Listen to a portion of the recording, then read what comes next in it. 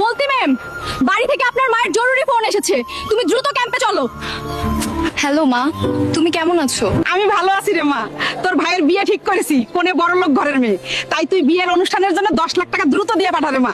মা, বোনকে R15 কেনার জন্য টাকা দিতে বলিও, বাইকে করে আমার বউকে ঘোরাতে নিয়ে যাব। ঠিক আছে মা, তুমি টাকা দিয়ে পাঠাও। ঠিক আছে মা, আমি টাকা জোগাড় করে দিয়ে পাঠাবো, আর তোমরা ভালো করে আয়োজন করো। সামনেই তো বাড়িতে টাকা দিয়ে পাঠালাম, আর বেতন আসতেও তো অনেক দেরি আছে, আর হাতেও কোনো টাকা নেই। এখন কিভাবে এত টাকা দিয়ে পাঠাবো? টাকা দিয়ে পাঠাতে না পারলে ভাইয়ের বিয়ে থেমে যাবে। হে, কমান্ড অফিসারের কাছে যাই, যদি কমান্ড অফিসার কিছু টাকা দিতে পারে। স্যার, আমার ভাইয়ের বিয়ে, তাই বাড়িতে 10 লাখ টাকা দিয়ে পাঠাতে হবে, কিন্তু আমার হাতে এখন কোনো টাকা নেই। তাই যদি আমাকে টাকা ধার দিতেন তাহলে ভালো হয়।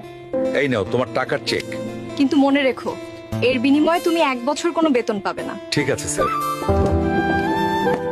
মা, টাকা বিকাশে পাঠাইছি, দেখো। হে মা, টাকা আসছে, তোকে বিয়ের অনুষ্ঠানে আসার দরকার নেই, তুই আরো কাজ কর। বাড়ি দিতে হবে। আর আমি আত্মীয়দের বলবো তোকে ছুটি দেয়নি। আচ্ছা মা, ঠিক আছে। বাড়ির কাউকে না জানিয়ে ভাইয়ের বিয়েতে যাব, আর ভাইকে সারপ্রাইজ দিব। তোমরা সকলে শেষ পর্যন্ত দেখো আর লাইক দাও। তো তুই এখানে, তোমাকে না আসতে বাধা করলাম, তাহলে আসলি কেন? জানিস না, এখনো আমাদের অনেক ঋণ আছে। তোমাকে বলছিলাম যে বলটিকে বিয়ে বাড়িতে আসতে না করতে, কিন্তু বল